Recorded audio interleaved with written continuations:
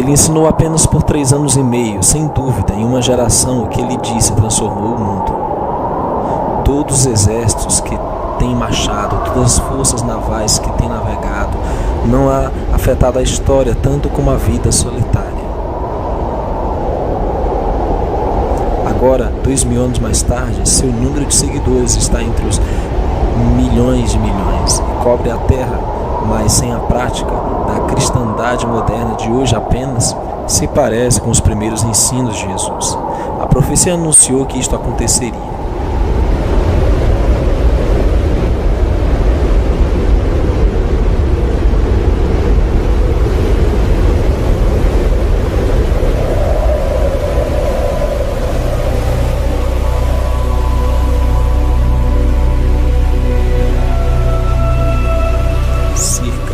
Ano de 91, prisão da ilha de Patmos.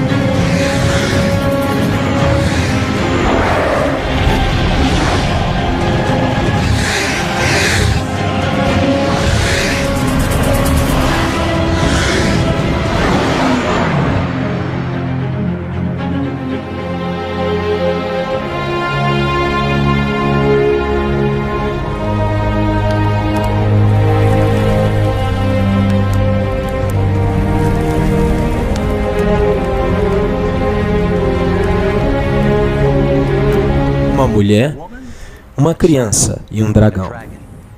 À primeira vista, isto pode parecer como os ingredientes para um conto aterrador de fadas.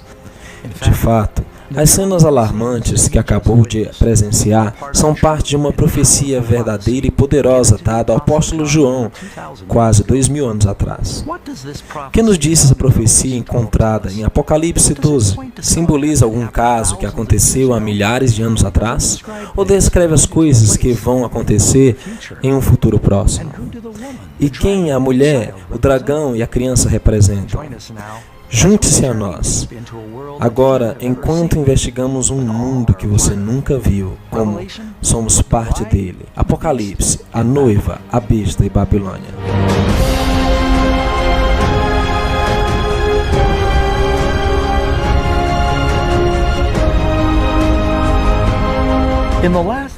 No último livro da Bíblia, Apocalipse, o apóstolo João foi-lhe mostrado uma visão de uma grande luta entre o bem e o mal.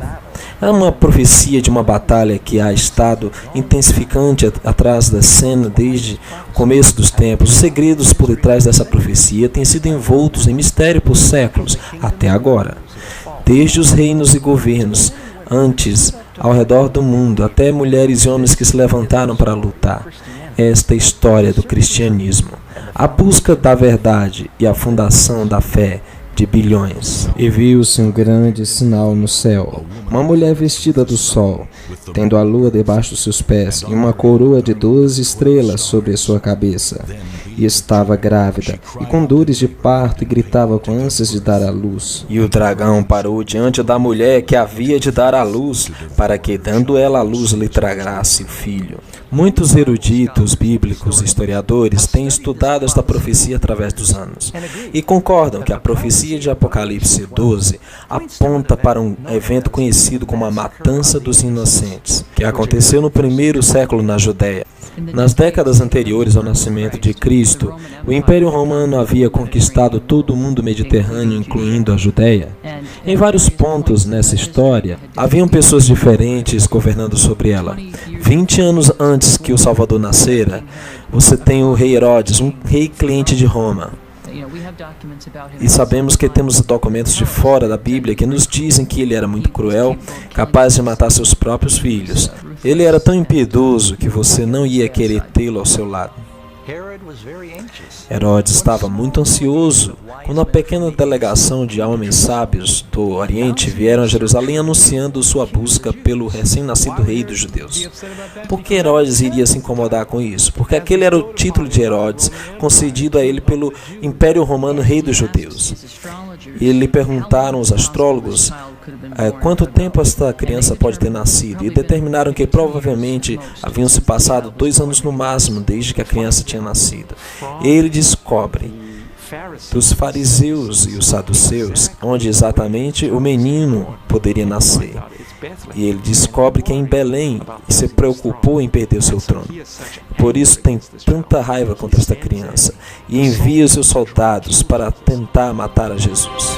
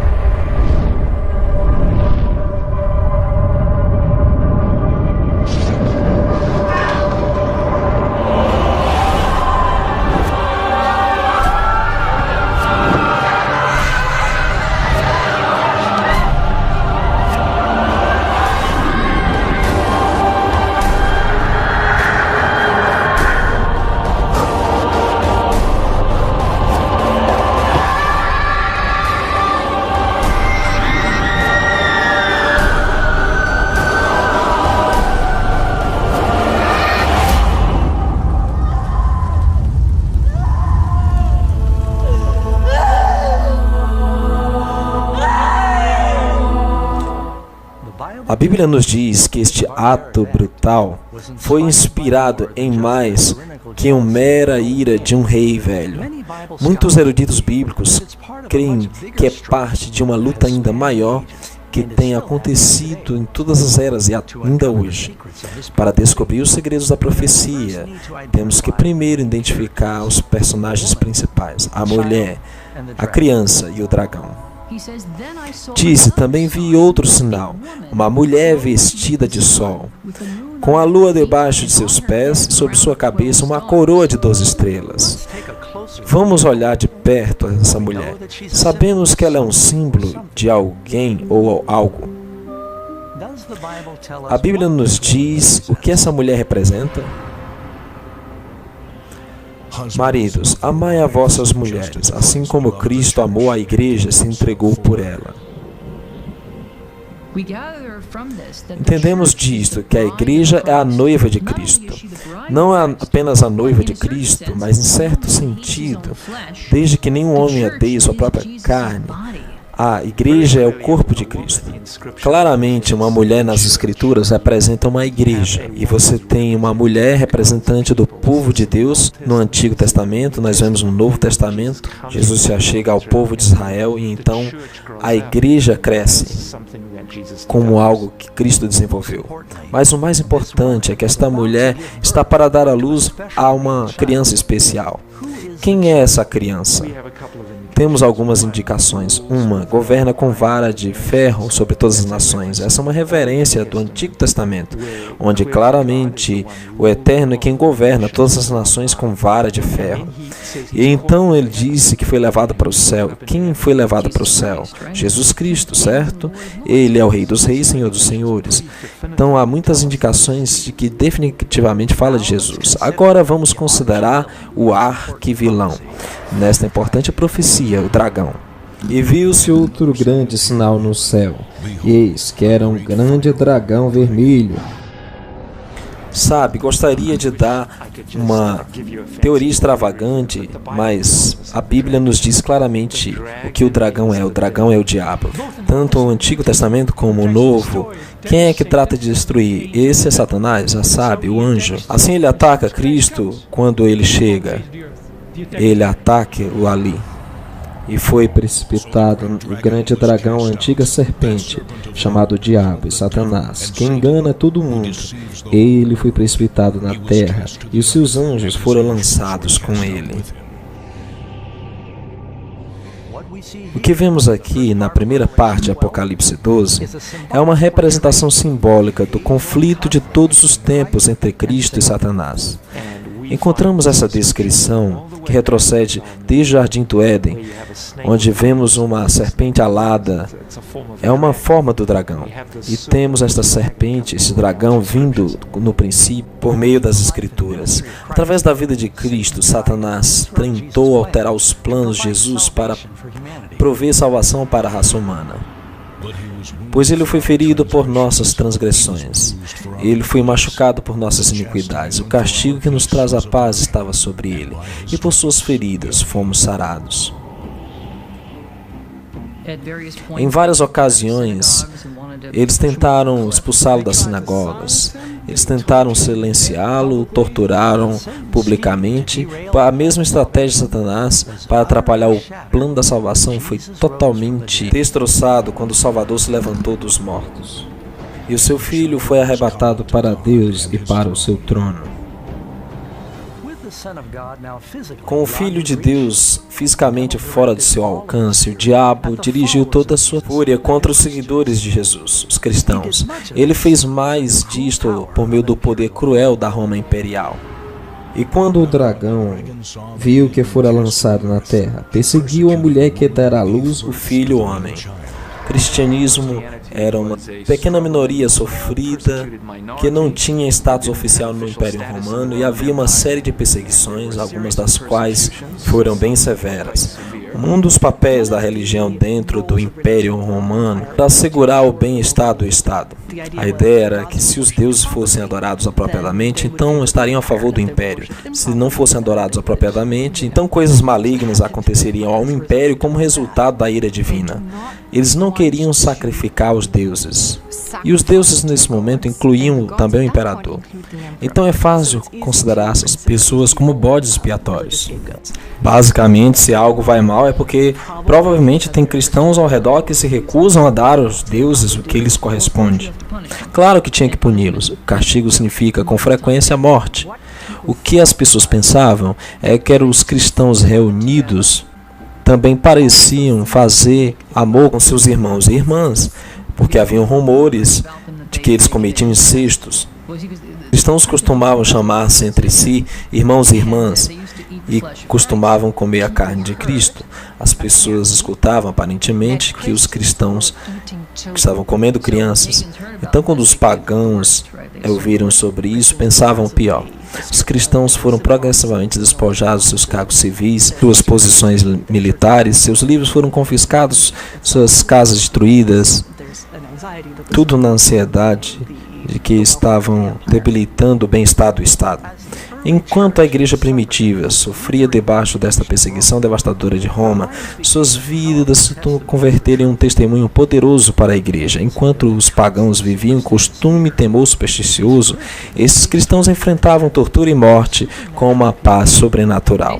O que Nero fez foi lhes deu de comida aos leões e os amarrava em pilares e colocava piche sobre eles e os queimavam para que as festividades continuassem toda noite. Eles foram estirados, assassinados por gladiadores, toda maneira criativa que se pode se dispor pelos cristãos. Ao enfrentarem essa dor em suas vidas, cantavam e se regozijavam, e milhares pagavam por sua fé. Suas orações na morte converteram essencialmente em semente para a nova igreja. As pessoas são cativadas, como as pessoas estavam morrendo, que imediatamente a reação foi: quero registrar-me. E assim os cristãos se propagaram como pólvora, quanto mais se posicionavam por sua fé. É verdade que tem que ser enfatizado que a igreja primitiva, apesar dos intentos de opressão e extremados autocráticos e potentes imperadores, pressionaram firmemente contra os cristãos e ainda assim ela sobreviveu. Tertuliano argumenta que sempre que havia uma fome ou uma peste, todos diziam: cristãos aos leões.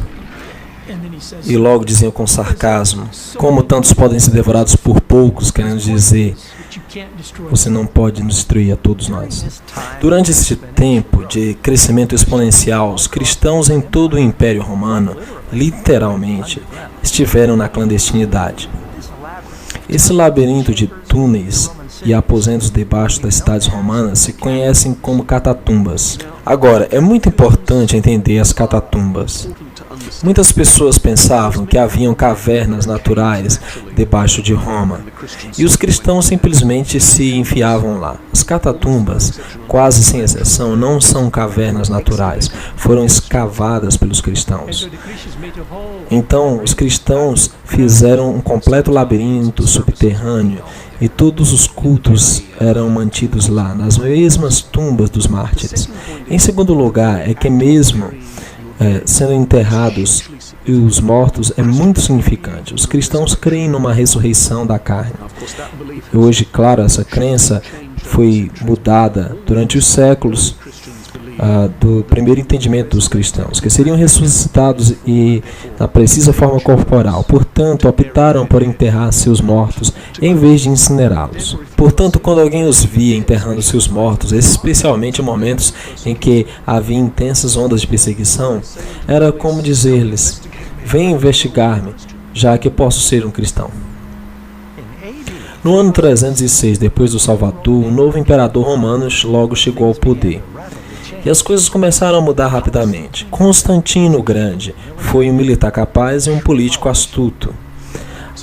Então, Constantino teve que ir contra uma série de guerras civis para atingir seu objetivo político de se converter em imperador, e esse objetivo não tinha nada a ver com o cristianismo. Vai desde a Gália, a atual França, de onde sua base de poder, para enfrentar seu rival, Magêncio, na Itália. Constantino se mobiliza desde o norte e o Monte Piemonte, na Itália, a um largo campo, e ganha uma batalha atrás da outra. Enquanto marchava com seu exército, teve um sonho uma noite onde Deus veio até ele e lhe disse: te converterás em um cristão e colocarás este sinal em teu escudo e vencerás.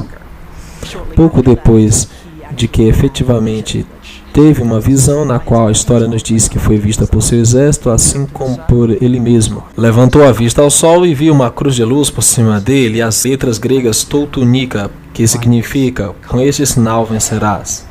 A história que havia tido esse sonho aparece uma etapa relativamente temporal descrita por Eusébio. Há diferentes fontes, existem diferentes versões, mas parece que Constantino disse: tenho encontrado um divino anjo me disse que por este sinal da cruz vencerei. Constantino mandou suas tropas adornarem seus escudos com o símbolo cristão. Seus oponentes então saem da cidade Para enfrentarem Constantino em ascensão com seu exército que já tinha treinado bastante, porque já tinham ganhado várias vitórias no caminho, desde o norte, desde Milão até abaixo. Seus movimentos oponentes se colocam ao largo do rio até a ponte de Milvian.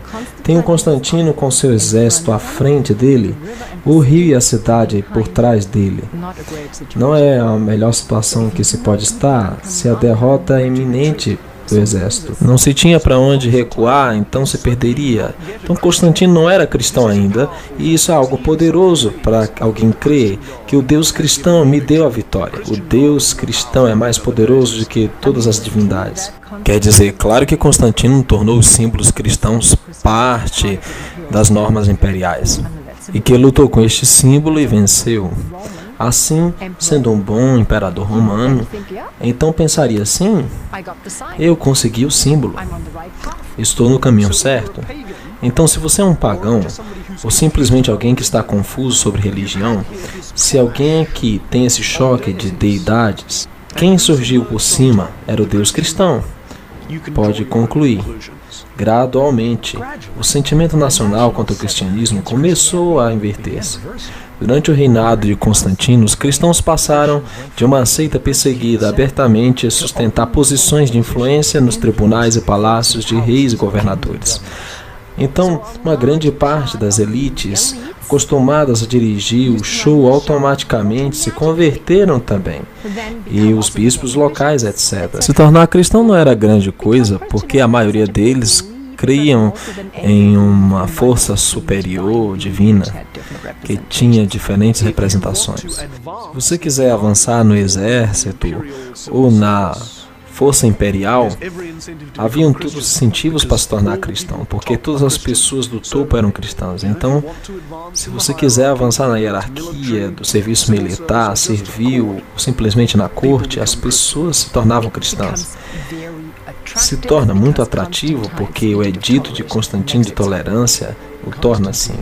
Constantino pode, por direito, reclamar o título de grande, pois ele mudou a história do mundo em um novo curso e tornou a cristandade, que até então tinha sofrido perseguição de sangue, a religião do Estado. Enquanto isso, as pessoas de todo o mundo, o Império Romano, entravam na igreja cristã e trouxeram consigo muitas de suas crenças e práticas pagãs. Agora que o cristianismo tinha ganhado o status de religião legal completa, então se torna atrativa, subsequentemente, nas próximas gerações, para um amplo número de pessoas da elite. Agora, a porcentagem de cristãos nos primeiros 10, 15, 25% aumentam dramaticamente ao número de 1, 2%, essa é a verdadeira mudança. E aí que o cristianismo realmente se tornou o cristianismo que é hoje. Porque agora as pessoas estão dirigindo o show. Com o tempo, os líderes da igreja começaram a adotar as vestimentas majestosas e cerimônias extravagantes que eram parte das religiões pagãs. E no lugar dos mandamentos simples de Deus, começaram a ensinar superstições e tradições de homem.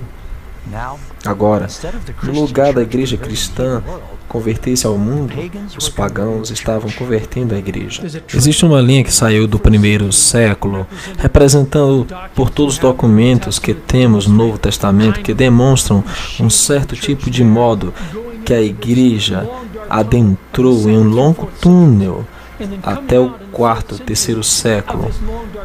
Desse longo túnel escuro que a igreja saiu, muito diferente da linha que a igreja estava, e perguntamos o que aconteceu. Em 391 d.C., por ordem do imperador Teodósio I, o cristianismo se tornou a religião oficial do Estado de Roma. A adoração nos templos foi legalizada e todas as outras práticas religiosas cessaram. E se está tratando de um império cristão, está tentando cristianizar uma cultura pagã. As velhas basílicas eram basicamente templos pagãos, pôs uma cruz nelas. Põe pinturas de cenas bíblicas, heróis bíblicos, santos e mártires. Os cristãos estavam muito decididos e com a intenção de apoderar-se de todos os tempos pagãos. E existe um líder notável na igreja que, em um tratado que sobrevive, escreve uma refutação dos ataques pagãos contra o cristianismo e diz que parte de sua evidência está em seus próprios lugares de culto. Nos apoderamos deles e purificamos a idolatria, lugares onde o único verdadeiro Deus é adorado. E evidência mais clara que todo o seu sistema é falso. Onde estão seus deuses se está permitindo que isso aconteça?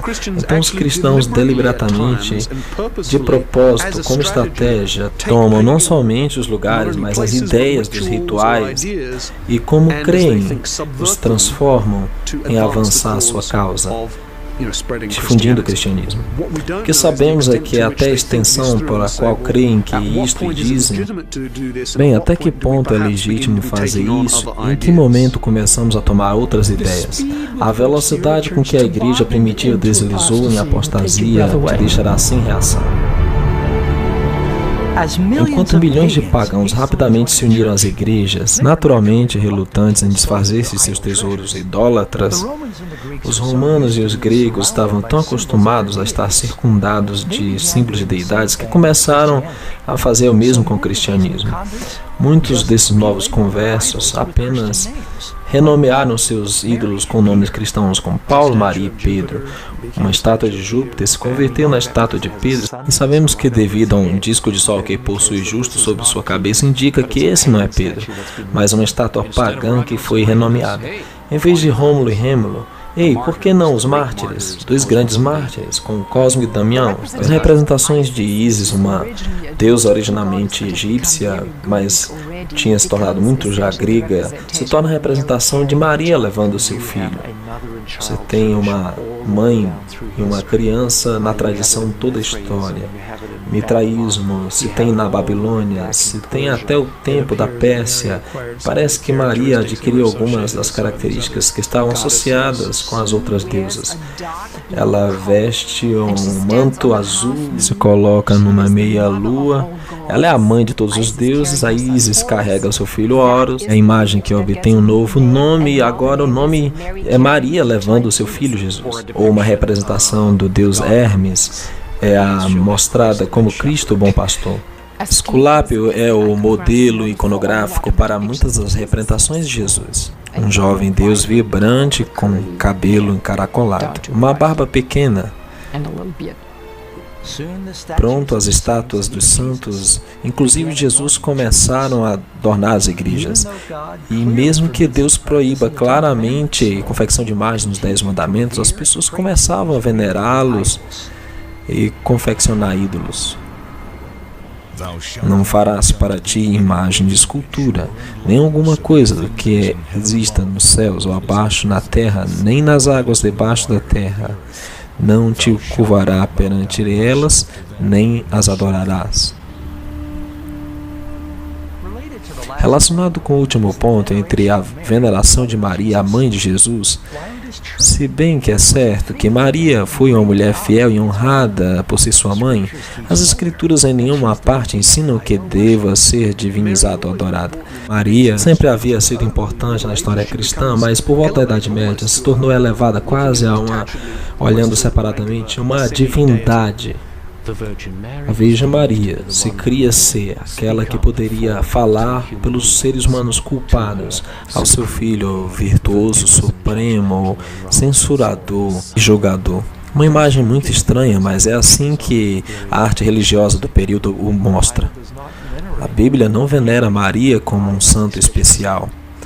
A levanta como uma mulher maravilhosa, pura, usada por Deus para dar à luz ao Messias. Sem dúvida, o Concílio de Nicéia em 325, a igreja elevou a estatura de uma deusa e comediadora com Cristo. Inclusive, com o tempo, no quarto século, as igrejas estavam sendo dedicadas à Virgem Maria. Tristemente, esses não foram os únicos erros que entraram durante esse tempo. Na época apostólica, o batismo era uma cerimônia sagrada reservada apenas para aqueles com idade suficiente para tomar uma decisão racional por Cristo. Era um testemunho público de aceitação de Cristo e seu perdão. O batismo representa literalmente estar morto e enterrado a nossa velha vida de pecado e ressuscitado, nascer de novo para a nova vida em Cristo.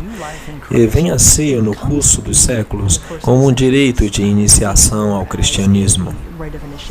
E começa a acontecer nas primeiras etapas da vida, está apenas ao final da infância e começa a estar pronto para fazer esse compromisso com a sua fé. A cerimônia do batismo era também realizada em um lago, um rio, onde a pessoa podia ser totalmente submergida, simbolizando que estava lavando completamente seus pecados. A prática do batismo foi pouco a pouco alterada pela igreja. Centenas de anos depois de Cristo, o derramamento de água, o gotejamento, foram apresentados como a forma mais cômoda de batismo. Isso, na verdade, debilitou o poderoso simbolismo do serviço e contradiz o exemplo de Jesus, que foi batizado por imersão. E continua a ser o caso até o século XII, porque foi o tempo em que os crentes estavam examinando a doutrina cristã e chegaram à conclusão de que o pecado original que toda a humanidade tinha como resultado da queda do Éden existe na alma desde o momento do nascimento. Havia um conceito antibíblico que uma criança poderia pecar de imediato. E assim, portanto, se há pecado, estava em perigo de ir ao inferno e arder para sempre. Então a única maneira de livrá-lo era batizando. E tinha que ser batizado na igreja. Se não era membro da igreja, era como se fossem seus ingressos. Então os teólogos dizem, temos que começar a batizar bebês imediatamente quanto possível. Depois que nascem, podem morrer. Claro, era um período de alta taxa de mortalidade infantil. Então eles podem entrar no céu. Outra verdade cristã que foi alterada pela influência pagã foi a ceia do Senhor. Jesus instituiu o serviço da ceia, também conhecido como Eucaristia por alguns, a ser uma cerimônia maravilhosa onde seus seguidores receberiam o vinho e comeriam o pão sem fermento. Estes símbolos do corpo e do sangue sem pecado de Cristo foram estabelecidos para ajudar os cristãos a se lembrarem do sacrifício e dos ensinos de Cristo. Sem dúvida, o rito mais importante dos últimos cristãos era a Eucaristia e a comunhão, como mais chamavam na missa. Homens e mulheres se reuniam e tomavam a ceia. Celebravam o que nós chamaríamos de ceia e tomavam o corpo e o sangue de Cristo. Mas, novamente, debaixo da influência de rituais pagãos, todo o culto foi mudado pelos líderes da igreja em uma cerimônia mística e um novo ritual de um vinho fermentado, e o sacerdote parecia ter poder de transformar o pão e o vinho em o verdadeiro sangue de Cristo. Esta é a transubstanciação, a ideia de que um sacerdote transforma a Eucaristia no corpo e no sangue de Cristo. E através da pronunciação da fórmula "Hoc est nium corpo meu", este é meu corpo, eram palavras poderosas consideradas terem a propriedade que, quando eram pronunciadas, Deus as transformava na natureza do pão e do vinho no corpo e sangue de um Cristo ressuscitado.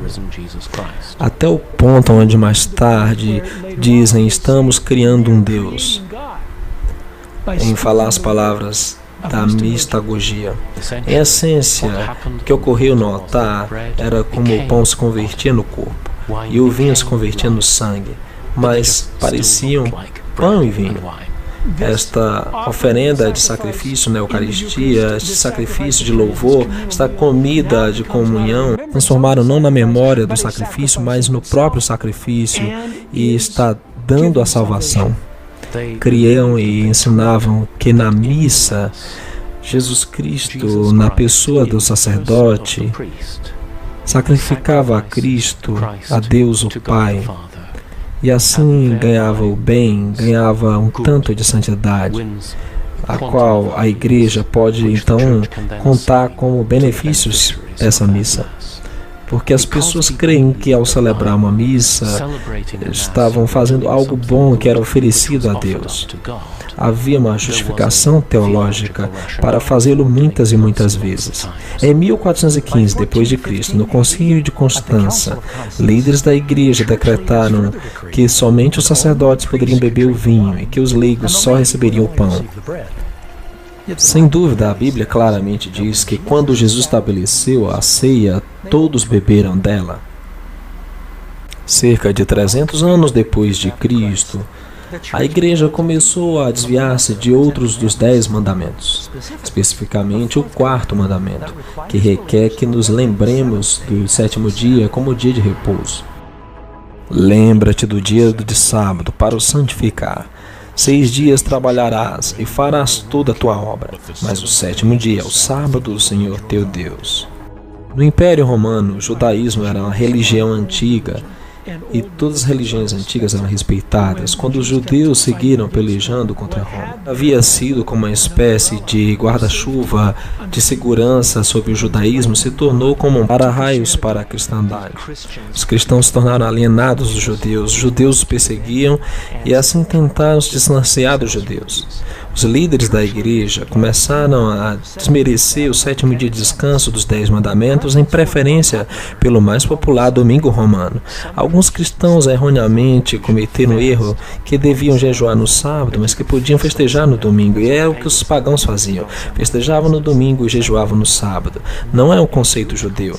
Os judeus jejuavam na sexta e festejavam no sábado. Por isso que alguns cristãos criam. Então, se você está jejuando um dia, festejando no próximo, você pode adivinhar qual é o dia mais popular. E Cristo ressuscitou no domingo, e há uma tendência muito natural para isso, marcar e celebrar.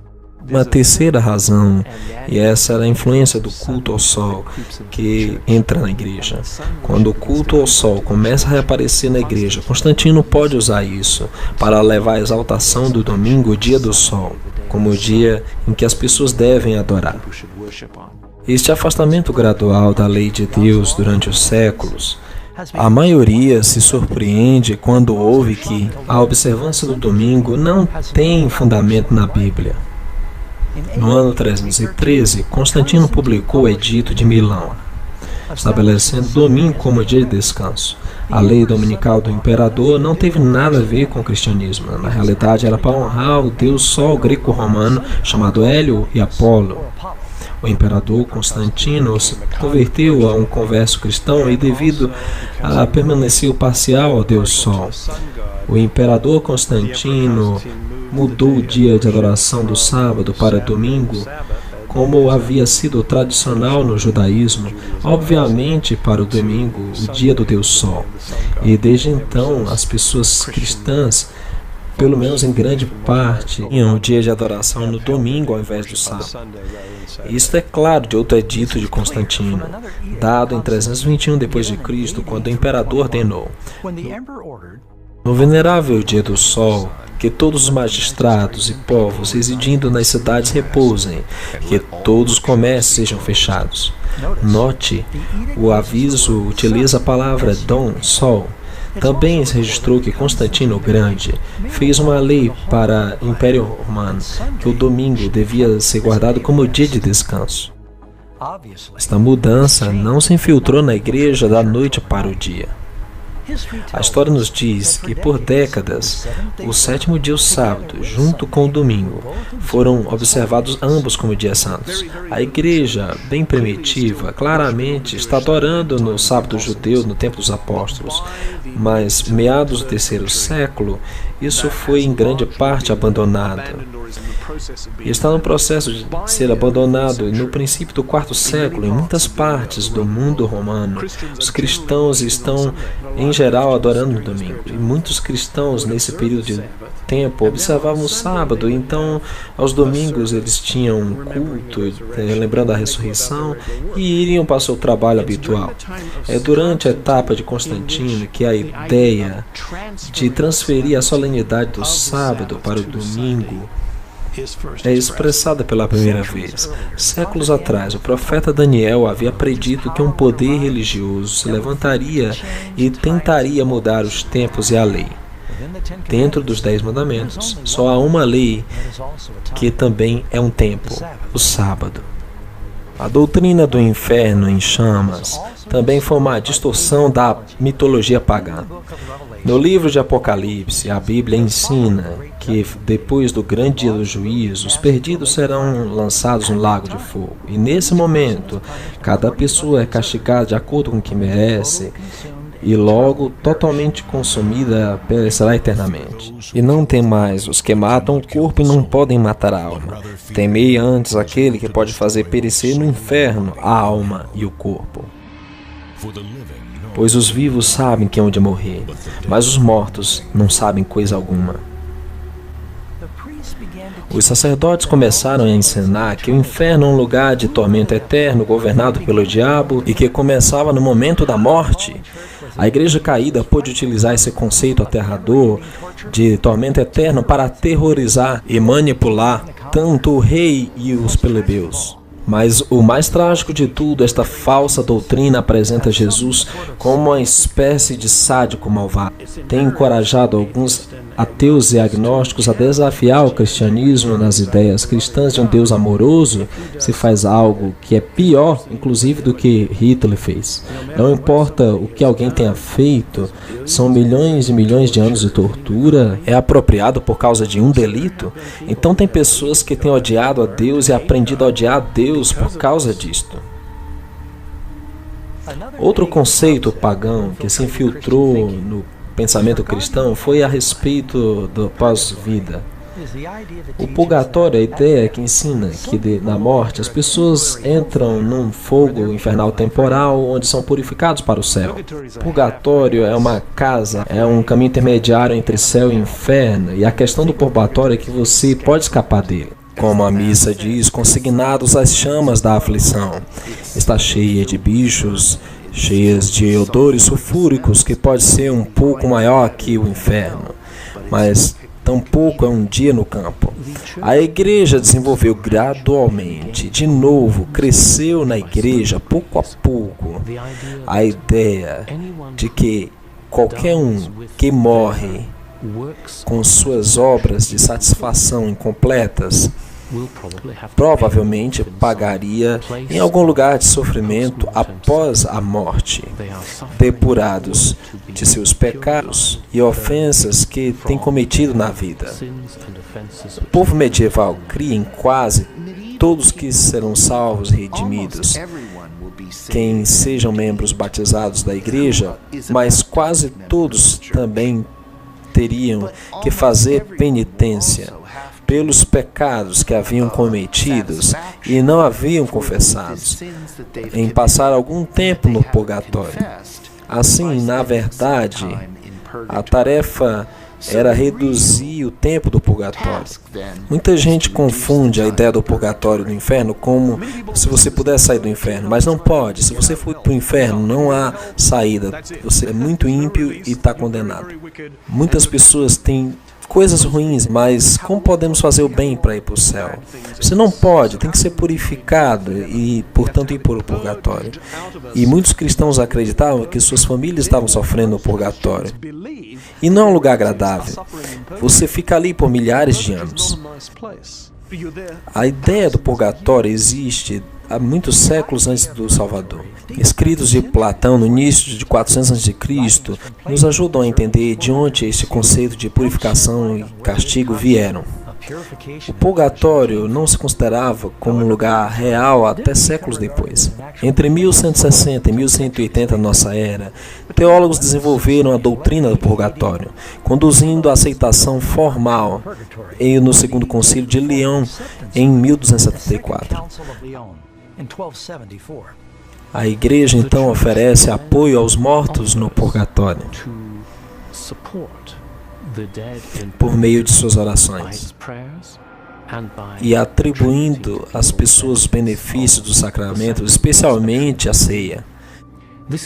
Tudo isto é perfeitamente ortodoxo e a igreja acredita que está fazendo bem e as pessoas parecem dispostas a pagar muito dinheiro por isso. E uma extraordinária proliferação desses ensinos em encontram os padres para realizar missas pelas almas dos defuntos, particularmente no século XIV e XV.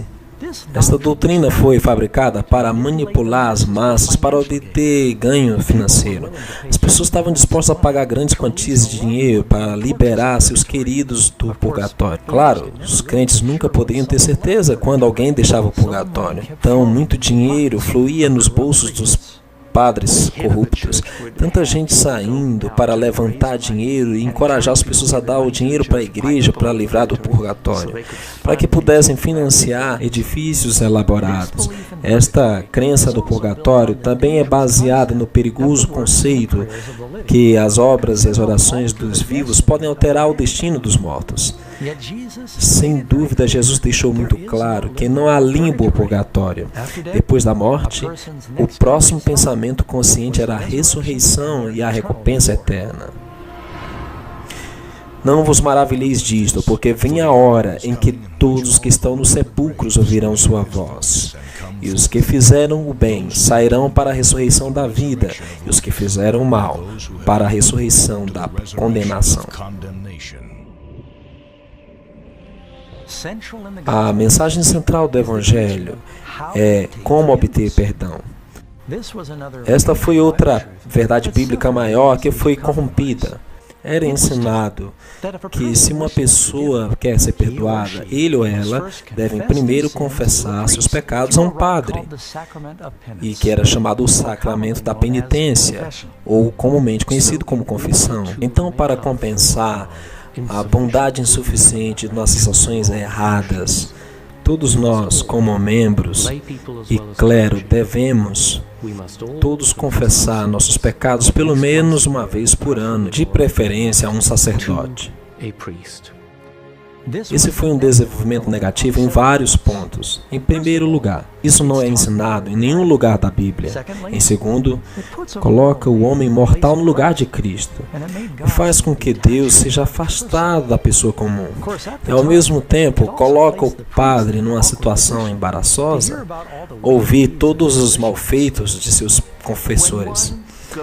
Quando alguém vai a um padre na Idade Média, realmente tem três coisas que são alcançadas por meio da confissão do pecado. Em primeiro lugar, você faz a confissão e o sacerdote concede a palavra de certeza de que seus pecados estão absolvidos para Deus.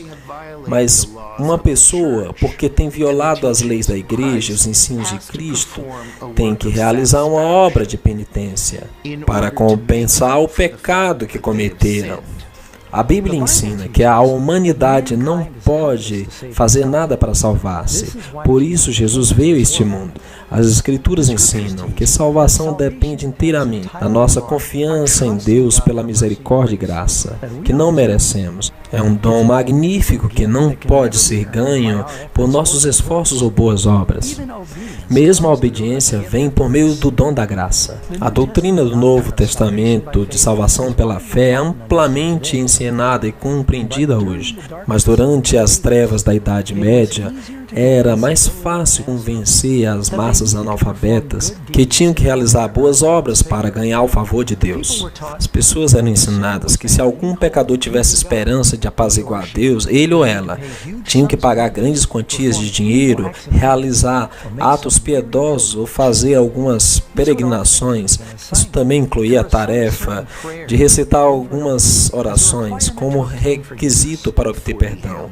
40 Aves Marias, 10 Pai Nossos, colocar uma moeda na coleta.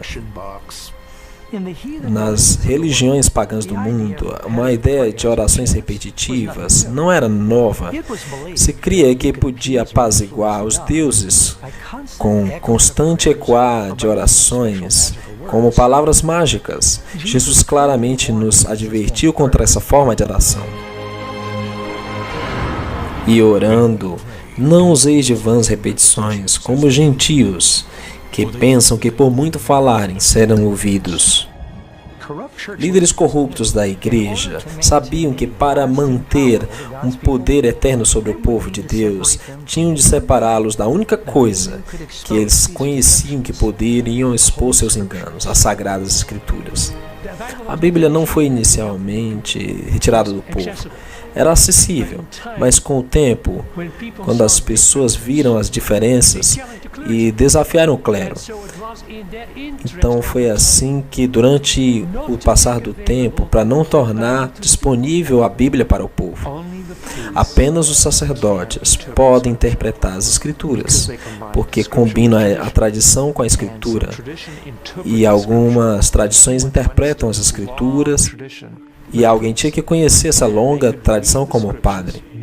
Então as pessoas não poderiam ler as Escrituras. Então eles tinham que assegurar que as Escrituras seriam interpretadas de modo a se harmonizar com as tradições.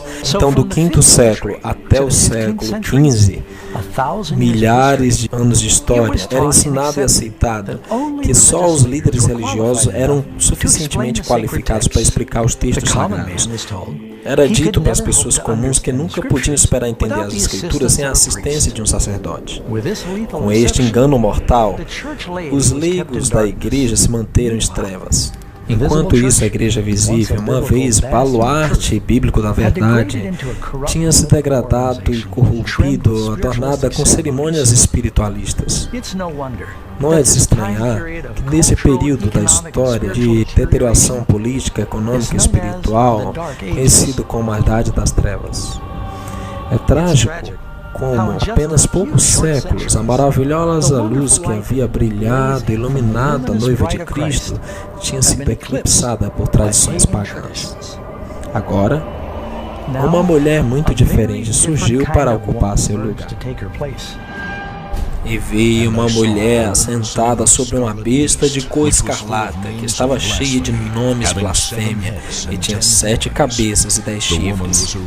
A mulher estava vestida de púrpura e de escarlata, e adornada com ouro e pedras preciosas e pérolas, e tinha na sua mão um cálice de ouro cheio das abominações e da imundícia da sua prostituição. E na sua testa estava escrito o nome, Mistério, a Grande Babilônia, a mãe das prostituições e abominações da terra. E vi que a mulher estava embriagada do sangue dos santos e do sangue das testemunhas de Jesus. E vendo aí, eu maravilhei-me com grande admiração. Em Apocalipse capítulo 17, João vê uma mulher que ele descreve notavelmente diferente da mulher pura de Apocalipse 12. Quem é esta nova prostituta sanguinária? E que estranha besta ela está montada. Se você não estiver sentado, é melhor fazer isso. O que você vai ouvir é um pouco chocante. Só há um império, uma igreja, uma instituição que se harmoniza com o critério desta profecia, a Igreja Católica Romana. Isso não significa que todas as pessoas desta fé são más, insinceras ou perdidas. As pessoas católicas estão entre as mais nobres e realizado grandes benfeitos durante a história. É realmente sobre uma luta maior entre poderes espirituais e instituições combatendo sobre as verdades nas Escrituras. Agora precisamos retirar o véu e olhar com cuidado nos fatos. Em Apocalipse 17:1, observamos que esta mulher se senta sobre muitas águas. Felizmente, o anjo explica este símbolo no verso 15. E disse-me: as águas que viste, onde se assenta a prostituta, são povos e multidões e nações e línguas. Então, a mulher que reina sobre uma região densamente povoada. Você já deve ter ouvido a expressão, todos os caminhos levam a Roma. Durante o apogeu de seu governo, os romanos haviam construído uma rede com 50 mil milhas de estrada circulando todo o império. Exatamente quando o Império Romano começou a degradar-se, a Igreja de Roma estava ganhando força. De fato, a Igreja Católica, como se apressou a encher o vácuo que foi deixado pelo Império Romano, e em várias situações, por exemplo, no meio do V século, quando Átila estava cercando Roma com seu exército, o imperador não foi detê-lo, foi o Papa, o Bispo de Roma. Esse tipo de proeminência política como religiosa trata realmente de definir o papel do Papa.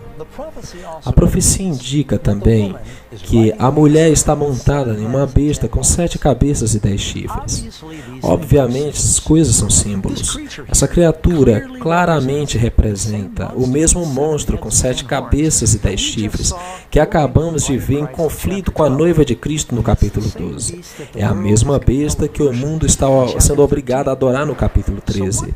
Então, o que representam essas 7 cabeças e 10 chifres? As 7 cabeças são 7 montes sobre as quais se assenta a mulher. Os 10 chifres que viste são 10 reis. Só há uma cidade em todo o mundo que se assenta em 7 colinas como esta cidade. É a cidade de Roma. Não há mais dúvida na mente do expositor que quando João está falando sobre esta mulher, está falando sobre Roma. Então você vê a conexão aqui. 7 cabeças, 7 montes. Você vai a Apocalipse 12, 7 cabeças, Apocalipse 13, fala das 7 cabeças. Há uma continuidade aqui. É dentro da cidade de Roma, chamada a cidade das 7 colinas, que a área inteira da propriedade do Estado do Vaticano se encontra atualmente. Só há uma igreja, que também é um país independente e tem poder político mundial, o Vaticano. Este país, com a menor população do mundo, foi estabelecido como um Estado independente com 109 hectares em Roma. Detrás dos muros da cidade do Vaticano, tem menos de 1.000 pessoas vivendo em um país pequeno, que é governado pelo Papa, que tem poder absoluto executivo, legislativo e judicial. Embaixadores de todo o mundo se reúnem com o Papa e seus representantes, buscando a influência e orientação deste poder religioso internacional. Até as Nações Unidas se reúnem para ser dirigidas pelo Papa. Quando o Império Romano no Ocidente caiu, seu território foi fragmentado em 10 divisões primárias. Os 10 chifres representam os 10 reis e reinos, dos quais Roma imperial foi finalmente dividida. Os 10 chifres são uma descrição de Roma, que nos leva a 10 pequenos reinos. Durante a história do catolicismo tem dominado muitos reinos. Então você tem a igreja que monta um poder político, porque a mulher monta a besta. Então por muitos séculos ela está no controle. E você tem uma união entre igreja e Estado. Os nomes de blasfêmia são também outro elemento chave para a profecia. Aponta diretamente para a Igreja Católica Romana. Sustentamos na terra o lugar do Deus Todo-Poderoso. Isso coloca o homem mortal na posição de Deus e finalmente exata definição da blasfêmia. Isso não se pretende questionar a sinceridade de um papa específico, mas a profecia está adereçando o ofício que ele ocupa e a instituição que o representa. A mulher também está vestida de cores únicas. Ela tem cores específicas que são mencionadas aqui. Não é a cor branca, mas agora cores que resultam em realeza e prostituição. Cores específicas que vemos adentrando na igreja histórica mais tarde. Cores dos padres que começaram na igreja. As cores não eram apenas as cores principais dos Césares romanos, mas de acordo com a enciclopédia católica, púrpura é a cor oficial dos bispos, e a escarlata para os cardeais. Além de púrpura e escarlata, vemos que esta prostituta ou igreja corrupta possui vastas riquezas minerais. Quando alguém considera seus tesouros inumeráveis, de ouro, pedras preciosas, a Igreja Católica é de longe a igreja mais rica da Terra. Cada ano, turistas vêm de todo o mundo para ver a brilhante opulência da Igreja Romana. Outra marca preocupante desta mulher se encontra no verso 6. Vi a mulher embriagada com o sangue dos santos e com o sangue dos testemunhas de Jesus. A história revela que a Igreja Romana foi o pior opressor dos cristãos e judeus através dos séculos. De fato, historiadores nos dizem que mais de 50 milhões de mártires foram vítimas da terrível Inquisição e perseguições da Igreja de Roma. Então, o que temos aqui é uma profecia que diz que a Igreja engajaria numa terrível perseguição. E é isso exatamente o que aconteceu. A Igreja começou um processo legal, um sistema legal, conhecido como a Inquisição, para interrogar estas pessoas, para forçar o maior número possível a se retratar, retirar suas ideias e aprender dos líderes do movimento e para detê-los para não divulgar mais. O maior número de mortos que se há registrado ocorreu quando a igreja perseguiu aos que estavam em desacordo com ela. Esses níveis de repressão continuaram até a Idade Média. Então, esta mulher ou igreja é um poder perseguidor que oprime os verdadeiros seguidores de Cristo. Estaremos vendo várias almas valentes que arriscaram suas vidas para falar contra as influências corruptoras dessa igreja e durante esse tempo de trevas espirituais. O povo que andava em trevas viu grande luz. E sobre os que habitavam na terra resplandeceu a luz. Vivendo em Lyon, na França, havia um jovem que alteraria o curso da história cristã. Pedro Valdo, bem conhecido como Valdez, um jovem comerciante muito rico e educado, teve uma experiência de transformação de vida. Um jovem amigo de Valdo morreu repentinamente. Percebendo a brevidade da vida e a vaidade dos tesouros terrenos, Valdo tomou uma decisão firme de deixar tudo por Cristo. Deu suas riquezas aos pobres, se tornou um pregador itinerante. Valdo ensinava que a Bíblia deveria ser entendida literalmente, livremente proclamava suas verdades na sua própria língua. Levou os crentes a viver uma vida de simplicidade, pobreza e, ao mesmo tempo, audazmente denunciou os excessos dos sacerdotes. Em torno de 1170 d.C., Valdo tinha reunido um grande número de seguidores, que eram chamados de os pobres de Lyon e valdenses. Pedro Valdo, de educação convencional, é o fundador dos valdenses, um grupo de pessoas crentes na Bíblia, vivendo na França e Itália. Ele era um católico leigo que se inspirou na pregação da igreja primitiva. Começou um grupo de pregadores que viajavam, os quais ensinariam o evangelho. Falava contra a transubstanciação da missa, coisa que alguns dos valdenses pareciam ir à missa e fazer seus próprios cultos também. Uma vez, oficialmente, os inquisidores certificados da Europa começaram a encontrar pessoas e começaram a chamar de valdenses, os seguidores de Valdez, por todas as partes. Então, espalhados pela Europa, poderiam ver essas pequenas células de comunidade, pessoas leigas iam às igrejas católicas a maior parte do ano, mas uma ou duas vezes por ano, talvez, eles tinham um grupo para viajar que chegavam aos pastores valdenses que chegavam a eles. Onde quer que ele ia, Pedro Valdo via gente com fome da verdade. Ele cria que havia uma fome na terra pela palavra de Deus. Então Valdo pagou um clérigo para assisti-lo na tradução do Novo Testamento no próprio vernáculo francês. A história é que Valdez encarregou duas pessoas religiosas, estudadas em Lyon, para preparar uma tradução de parte da Bíblia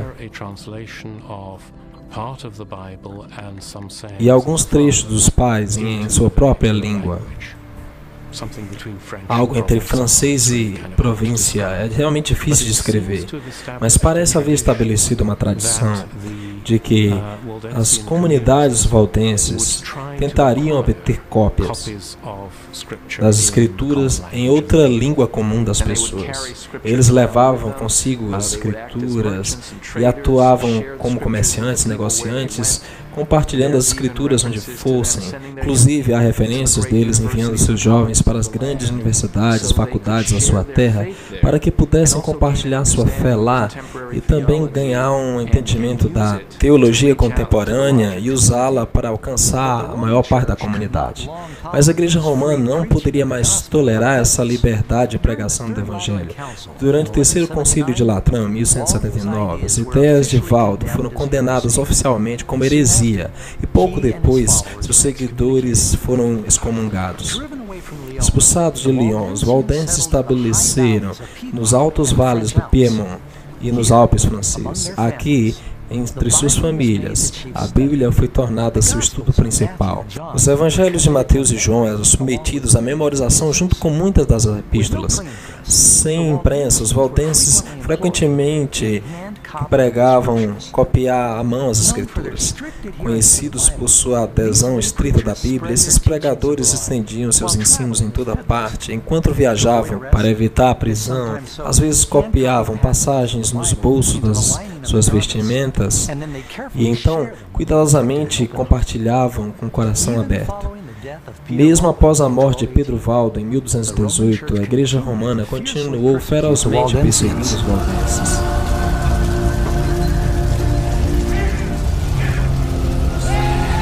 Por séculos, muitos foram julgados e condenados à morte em vários países europeus.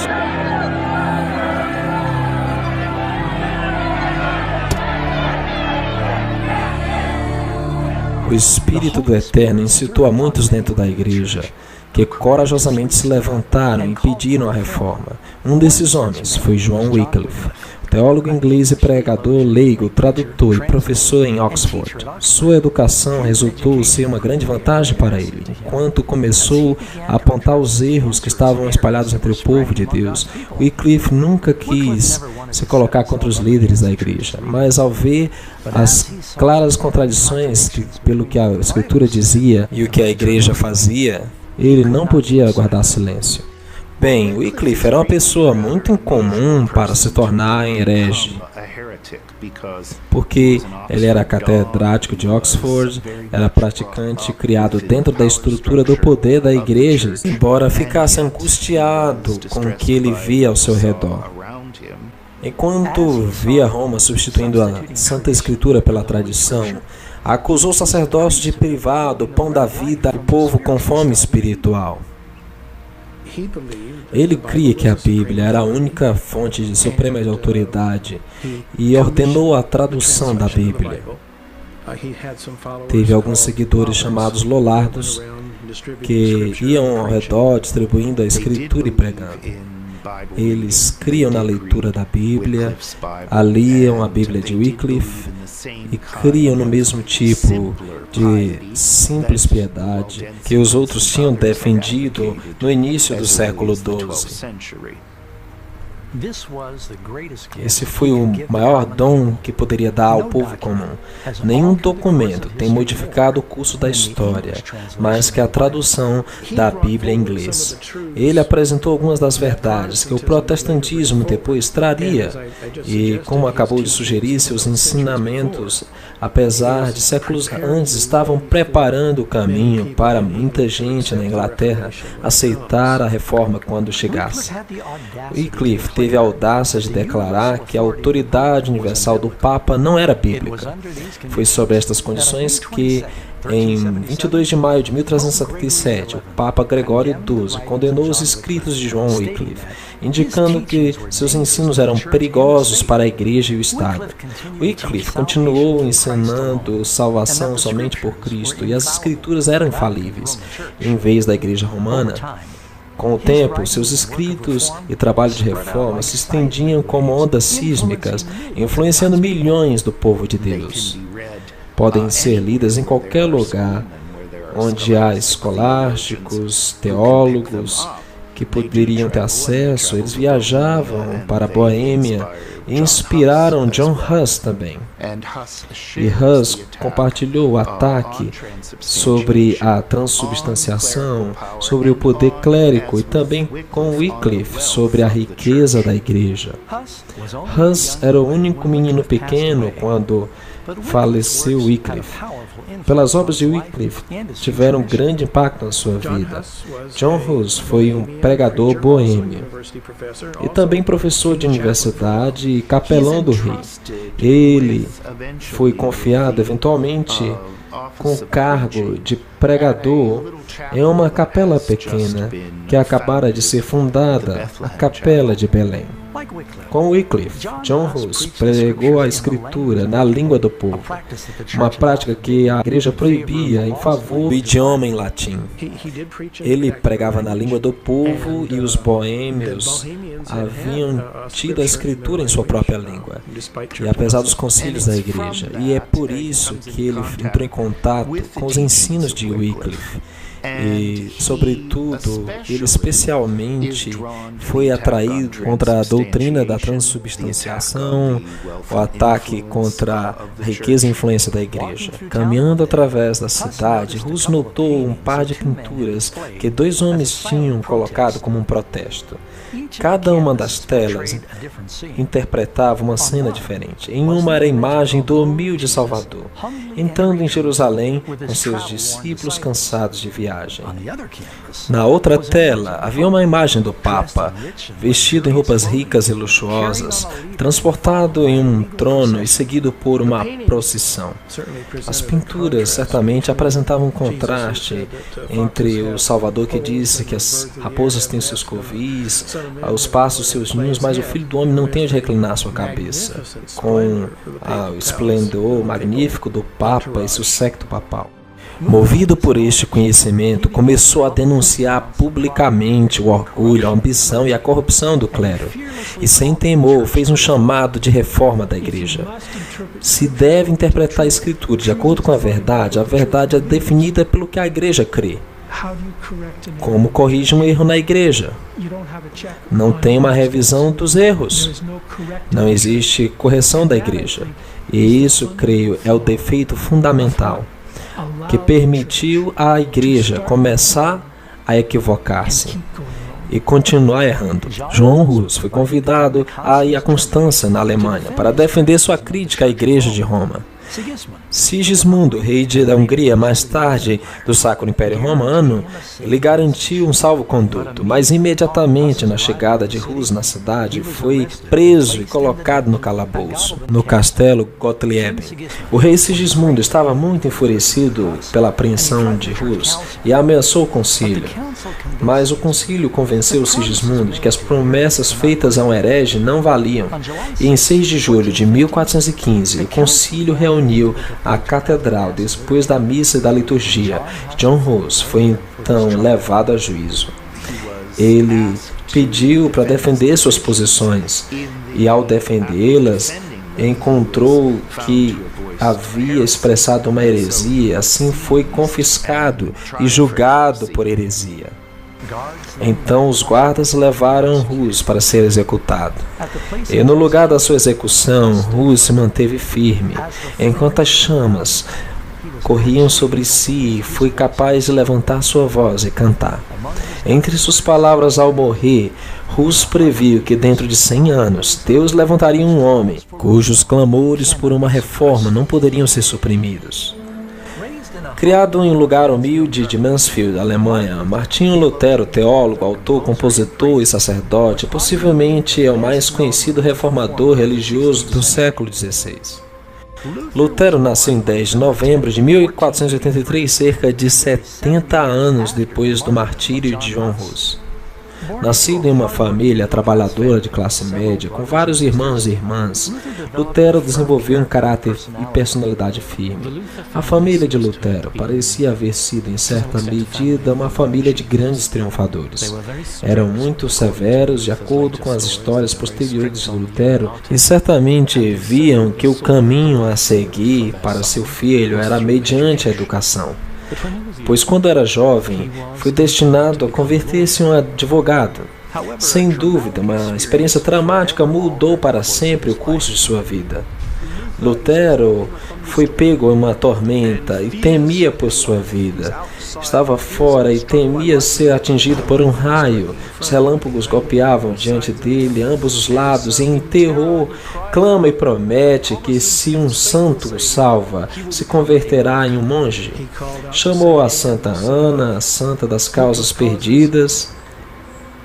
Santa Ana, livra-me, converte-me em um monge. E cumpriu sua palavra. Apesar dos protestos furiosos de seu pai, Lutero deixou seus estudos, vendeu seus livros e entrou em um monastério augustino fechado em Erfurt. Se dedicou totalmente à vida monástica. Depois de seu anelo desesperado por salvação, praticava jejuns frequentes, longas horas de oração e vivia uma vida austera de confissão sem fim.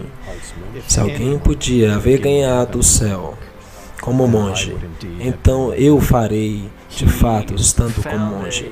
Encontrou um ancião confessor que se deu conta que Lutero tinha uma alma sensível.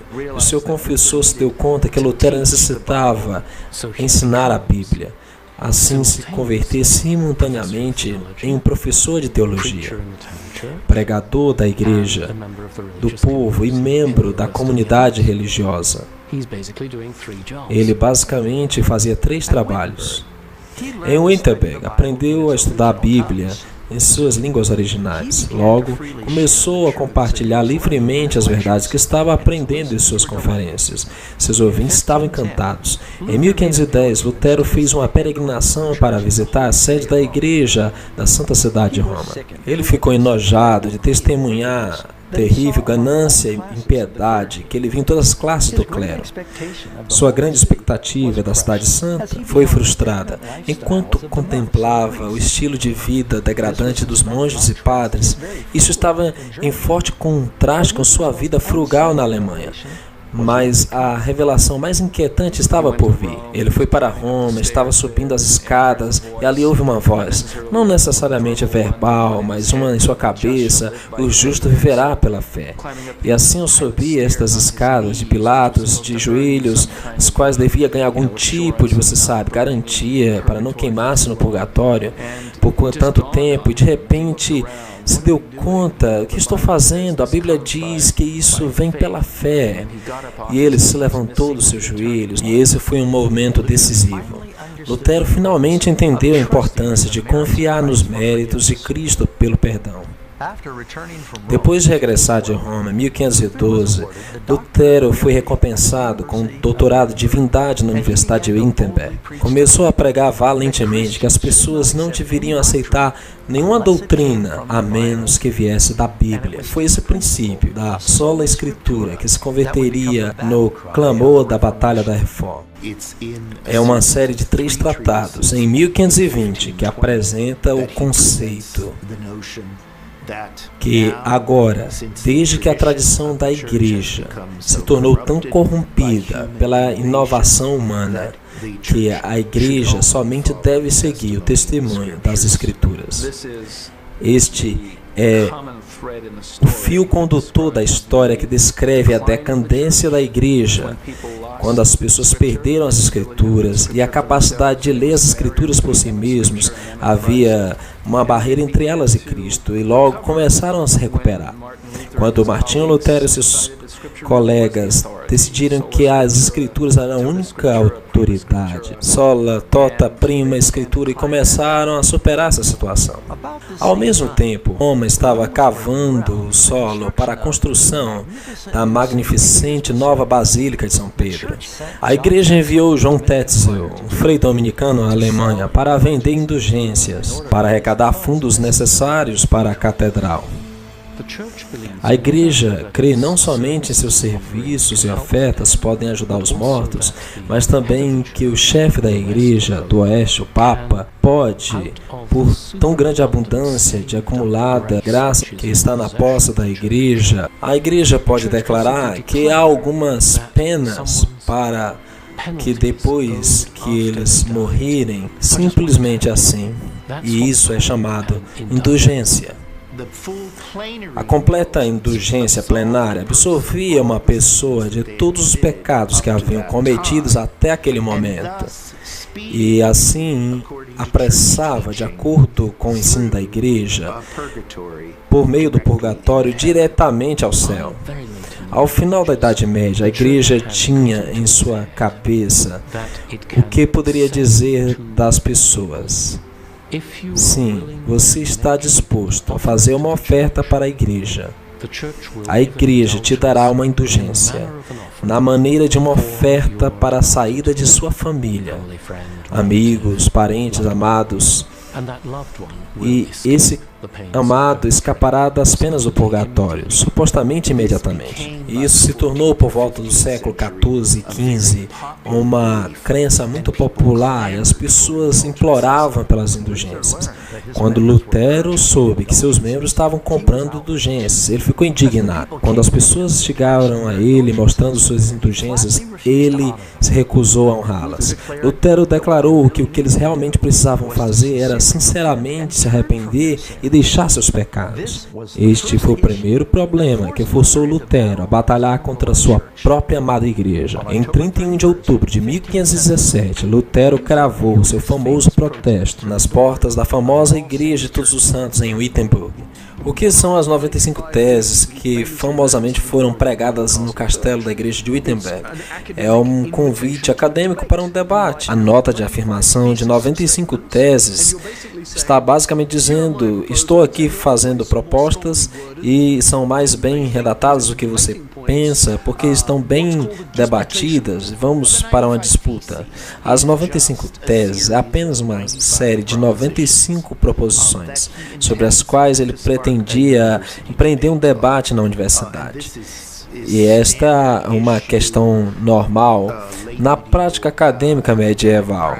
Então, Lutero estava realizando um exercício simplesmente acadêmico. Era como publicar um artigo hoje em uma revista. Como historiador, eu mesmo, às vezes, não estou realmente esperando que muita gente leia isso. Então, ele leva e prega na porta da igreja do castelo de Wittenberg, porque é o lugar tradicional para publicar convites para uma disputa.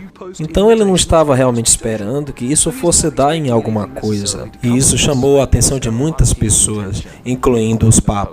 No que dizia respeito a Lutero, ele não estava promovendo algo que a igreja fosse hostil. Ele cria que estava promovendo algo que a igreja receberia. De fato, se voltarmos aos primeiros pais da igreja, incluindo Agostinho, pode-se encontrar muitas coisas nos seus escritos que estavam de acordo com as ideias de Lutero. Então, Lutero, na verdade, esperava que as pessoas dissessem: "Oh, genial, obrigado por postar isso", o qual talvez foi um pouco ingênuo, e é isso que se espera de um acadêmico. Mas Lutero não esperava que estivesse tratando de criar um outro movimento. Pelo contrário, mas na verdade é que a igreja não recebeu muitas das coisas que Lutero tinha a dizer. E saiu uma bula papal, significando um tipo de declaração, condenando Lutero e seus escritos, e dizendo que deveria ser submetido a chamas. A bula foi entregue em Wittenberg, e no lugar de submeter aos escritos às chamas, Lutero teve uma grande reunião em Wittenberg e submeteu a bula às chamas. E houve uma queima desta bula papal e, claro, foi uma pedrada, certo? Um desafio enviado como resposta. Então Lutero disse: bem, se eles me condenam, eu vou condenar vocês, porque essa é uma questão sobre a verdade. A igreja está condenando verdades bíblicas, então a igreja deve ser, na verdade, um anticristo. Então, é claro, quando você chama alguém de anticristo, é difícil ter um consenso e voltar atrás. Então, o imperador alemão organizou uma audiência e todos os príncipes e sacerdotes importantes se reuniram para uma junta histórica em um lugar chamado Gusanos. Ali havia representantes de todos os diferentes príncipes, nobres e cidadãos livres do império. E Lutero vai crendo que tem a oportunidade de debater. E a igreja sabe que Lutero é um debatedor brilhante, a igreja não quer lhe dar muita chance. Ele foi levado perante o grupo e lhe mostraram uma pilha de livros e lhe fizeram duas perguntas. Estes são os seus livros? E você vai se retratar? Você vai retirar os ensinos que você fez neles. E ele não respondeu imediatamente. Ele disse, bem, são meus livros, mas há muitas coisas escritas ali e preciso de algum tempo para pensar. Ele quase perdeu a paciência, mas finalmente ele no dia seguinte retorna e começa a jogar com palavras. São suas obras, se arrepende, ele diz, você me pede para retratar todas as minhas obras? Tem coisas que a própria igreja concorda, tem escrito sobre alguns males que a igreja realmente concorda. Ele começou a tentar entrar num debate e as autoridades começaram a tratar, não, você vai se retratar ou não? É um momento heróico, especialmente porque no que se refere a Lutero, ele crê que está sendo levado à morte. Es sei denn, ich durch das Zeugnis der Schriften oder durch klares Überzeugen. A menos que seja convencido pelo testemunho das Escrituras e pela razão clara, porque não confio no Papa ou nos concílios, sendo que é bem conhecido que sempre se contradizem. Me apego às Escrituras, que tem citado, a minha consciência está cativa à palavra de Deus. Não posso e não vou me retratar em nada, desde que não é seguro e contra a consciência. Aqui estou. Não posso fazer outra coisa. Que Deus me ajude. Amém. O conselho não teve muito o que dizer em resposta. Lutero foi declarado criminoso. Sua literatura foi proibida e sua prisão foi ordenada. Disse o documento: queremos que seja preso e castigado como um herege notório. Lutero tinha recebido um salvo-conduto para a dieta de Worms, assim como Hus tinha recebido para a dieta de Constança, pouco mais de 100 anos atrás. E havia essas autoridades que insistiam com o Santo Imperador Romano, assim como o Imperador Sigismundo tinha agido com o conduto de Hus. Carlos V não queria ser conhecido como o segundo imperador que havia descumprido sua parte no salvo-conduto. Então, por qualquer razão, talvez algumas outras, ele permitiu que Lutero deixasse a cidade e regressasse para sua casa. Pensou que provavelmente alguém o mataria no caminho, porque havia uma recompensa por sua cabeça. No lugar disso, por suposto, Lutero foi sequestrado por um grupo armado de homens que estavam trabalhando, na realidade, para Frederico, que tiraria de circulação por algum tempo no castelo de Warburg, que só Frederico sabia a respeito. Ninguém sabia o que tinha acontecido com Lutero. Muita gente achava que ele estava morto. Um ano depois desse exílio solitário, que Lutero se refere como meu Patmos, o ex-sacerdote continuou seu trabalho prolífico de escritura e até tentou traduzir o Novo Testamento do grego para o idioma alemão. Agora, cerca de 72 anos antes que Lutero completasse sua tradução do Novo Testamento, Gutenberg mudou a história com a invenção da prensa. Com esta nova tecnologia maravilhosa, a verdade de Deus começou a se espalhar como folhas de outono em toda a Europa. Então, no meio desta grande reforma, o Senhor armou seu povo com a espada de sua palavra. Ao redor deste mesmo tempo, vários outros poderosos campeões da verdade se levantaram de dentro da igreja de Roma. Entre estes homens bravos, valentes, chamados a regressar às Escrituras, estiveram Philippe Melanchthon, Tyndale, John Calvino e John Knox, com o nome de alguns poucos. Enquanto os reformadores pregavam e a imprensa imprimia, as grandes massas aprendiam a palavra de Deus. Gradualmente, a luz da verdade começou a dissolver as cadeias de erro e superstição que haviam atado as pessoas por séculos. Como um sopro de ar fresco da primavera, a Europa experimentou um renascimento religioso. E conhecereis a verdade, e a verdade vos libertará.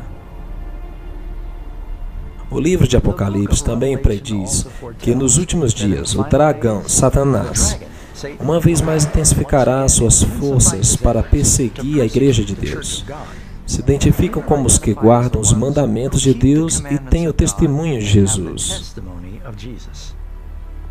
O Apocalipse nos adverte que nos últimos dias haverá uma falsificação da igreja verdadeira que corrompe a verdade das Escrituras. Jesus adverte que enganará o mundo inteiro.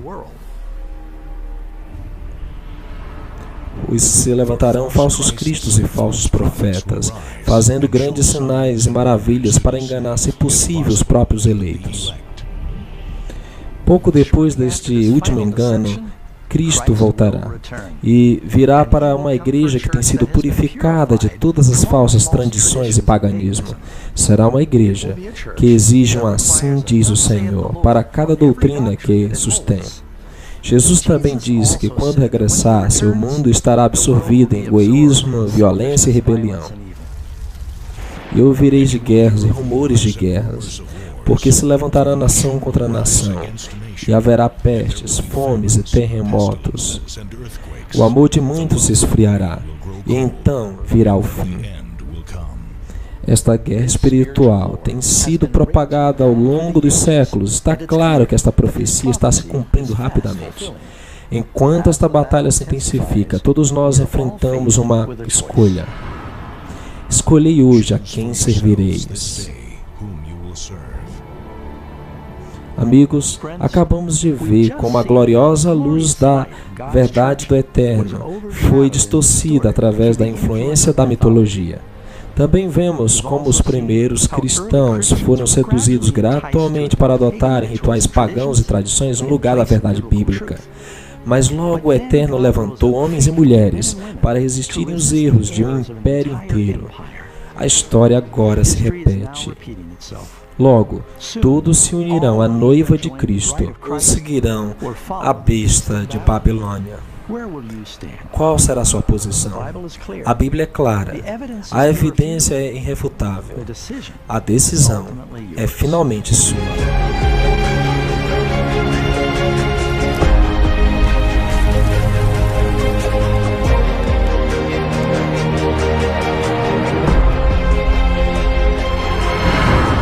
Certamente venho sem demora.